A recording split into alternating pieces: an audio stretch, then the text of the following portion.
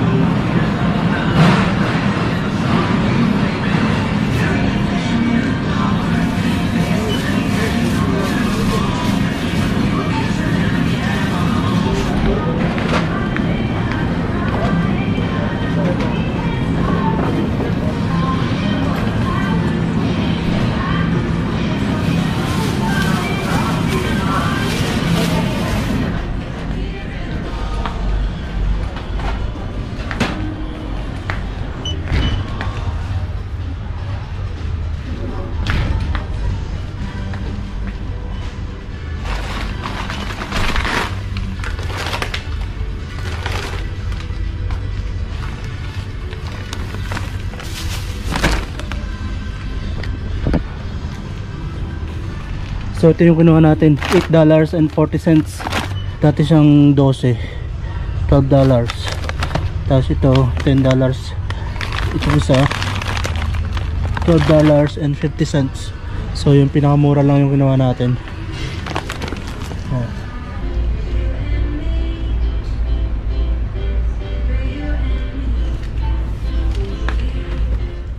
So kuha rin tayo nito, Firelighters Natural, $6. Tongs, kuha rin tayo nito.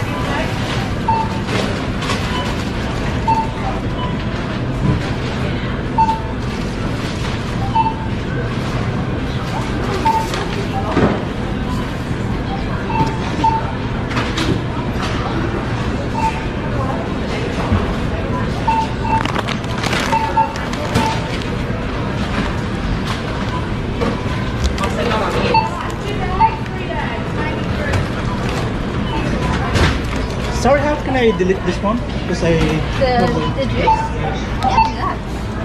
You double scanned it? Yep. Oh, all good. There we go. Thank you so much. All good.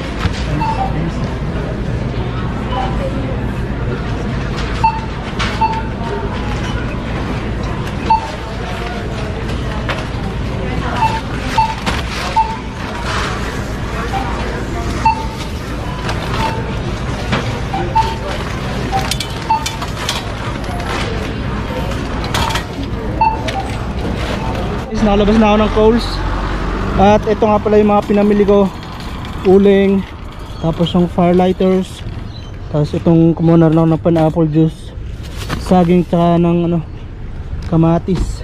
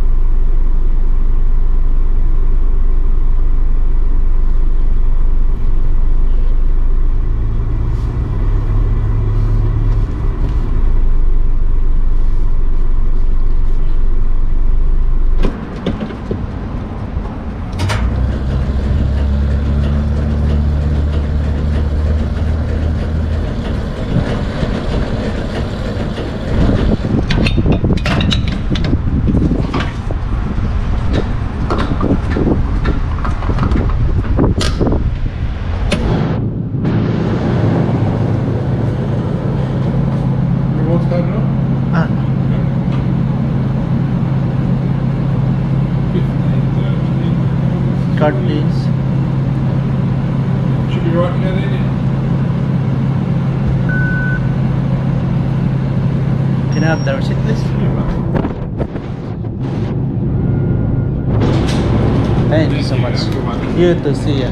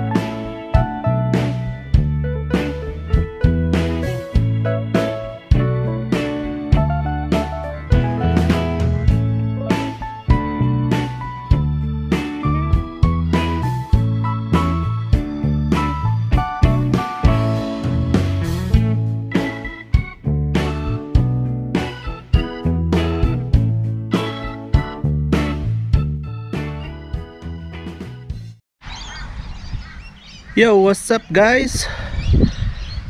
Magmamawar tayo dito sa harapan ng bahay kasi mataas na yung mga damo. Tingnan nyo yung pagkakaiba doon sa damo ng kapitbahay sa damo namin, lalo na ron sa bandang harapan na yun, no? Ang tataas ng mga bulaklak ng damo. So dito kasi sa Australia, every other 2 weeks nagkukolekta ng mga tinabas na damo. Yung green na bin ang kinukolekta.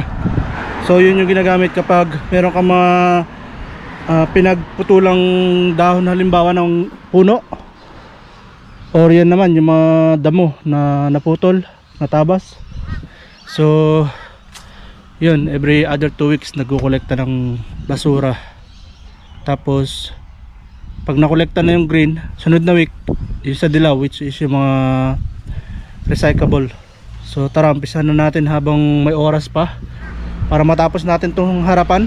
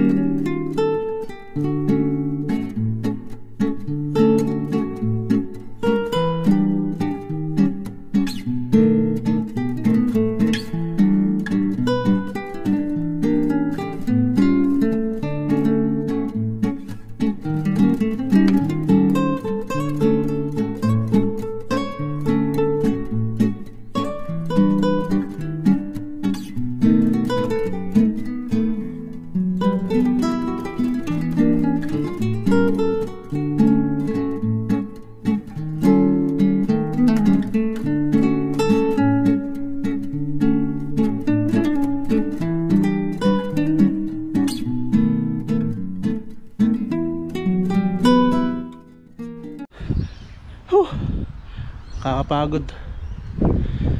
So yan pa lang yung natatapos natin. Yan. Tapos hanggang doon sa gate. Pero iniwan natin to kasi medyo mainit pa sa area na to. Inuna lang natin sa malilim. Tapos nagumpisa yata ako mga 4:15 ng hapon. Possible ano na, mga 4:40 or higit pa. Pero tingnan nyo naman yung sikat ng araw. Tirik na tirik pa rin kahit na mag-alas 5 na ng hapon. So iniwan muna natin tong sa banda rito kasi nga nabibilad sa araw. Nakakadagdag pagod din kasi yun eh, yung sa sinag ng araw. So pahinga lang ng konti bago natin ulit banatan yan.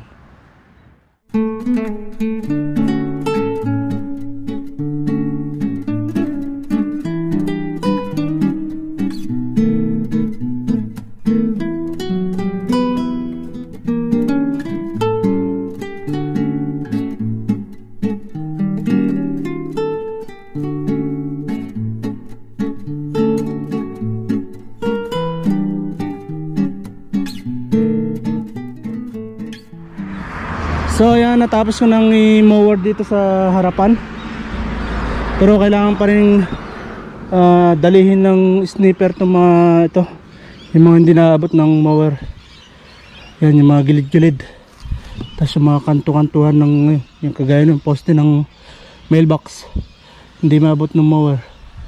So kailangan ng snipper. At least natapos na yung harap. Sa likod, baka bukas ko na banatan yun pagka uwi sa galing sa trabaho. Pagod na rin eh. So dadalihin ko na lang ito ng snipper ngayon. Tapos yun na, hinto na, pahinga na. So ito gagamitin natin dito sa mga gilid-gilid. Sarado muna natin itong gate.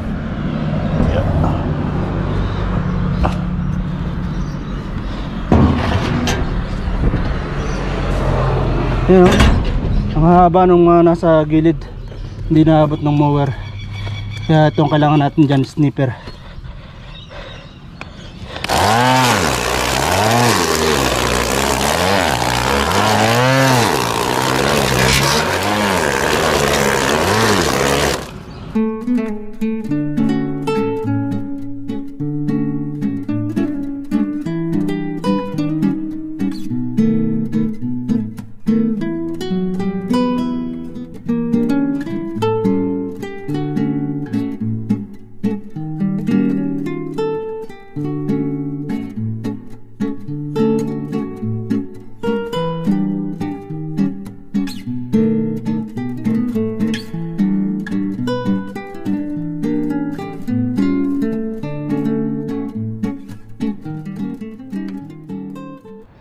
Ang dami kong nagagamit na blade, pero halos lahat mahaba pa.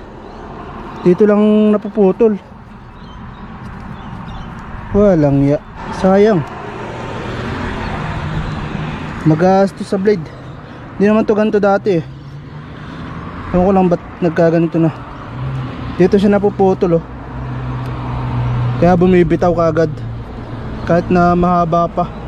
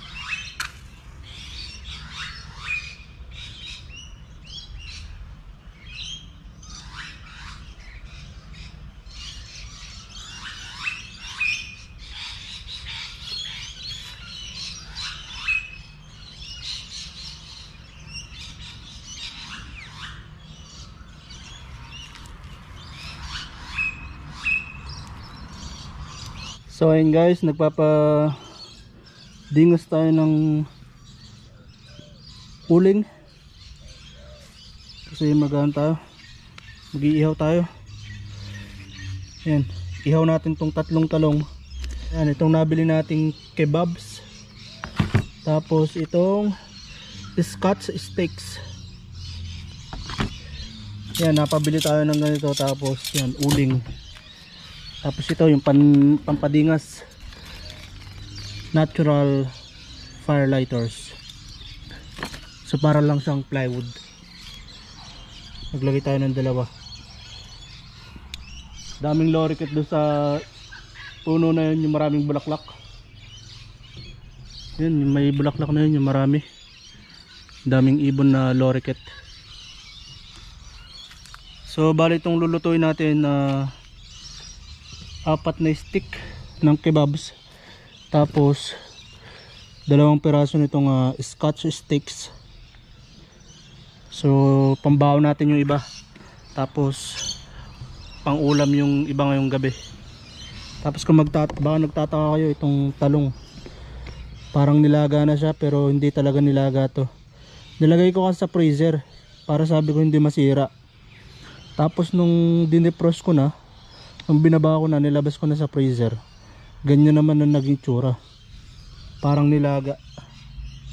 Pero iihaw din natin yan kasi gagawin nating torta, or di kaya naman yung lutong Ilocano, yung poki-poki kung tawagin nila. Sounds like weird, pero yun talaga yung tawag, poki-poki. So ayan, nabot na tayo ng dilim. Pagpapadingas ng uling, tagal magdingas. Yan, dami ko na nilagay na papel, newspaper, or yung brochure ng mga groceries. Tagal magdingas. Kaya nilipat ko dito para at least kung dumilim man, at least meron namang ilaw dito.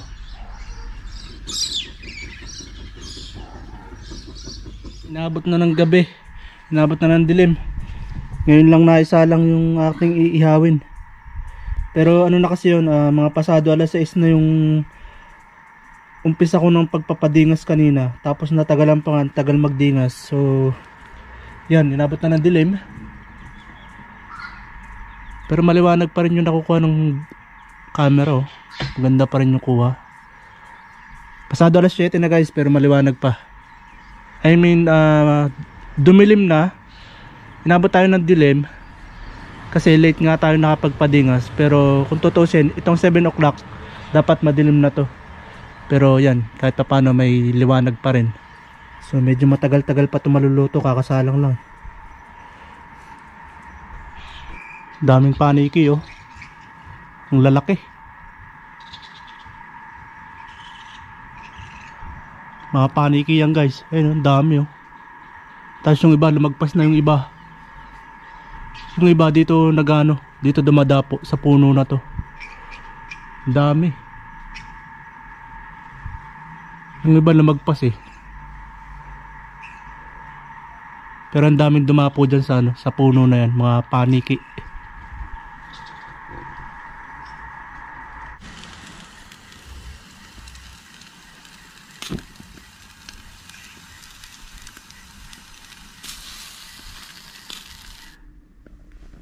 Yun, oh, sarap. Tapos meron na tayong nakahanda ditong sausawan, toyo na may sili. Yun nga lang, wala tayong kalamansi ngayon, yun yung kulang. So yummy talaga. Pero yung kanin nakasalang pa kasi nakalimutan ko magsalang habang nag-iihaw. So hihintayin ko pa maluto bago ko kumain. And then yung kasamang talong kanina habang iniihaw, iniwan ko pa dun sa ihawan kasi may baga pa naman, di pa masyadong luto. At hindi ko pa rin naman kakainin ngayon yun. Bukas ko pa siya lulutuin. Lalagyan ko siya ng kamatis, sibuyas, bawang, tapos itlog. So, torta style siya pero Ilocano style yung luto. Nagugutom na ako pero hindi pa luto yung kanin. So, waiting pa. So, hanggang dito ko na natatapusin itong video na to guys. Maraming salamat sa panonood. And see you on my next video. Bye!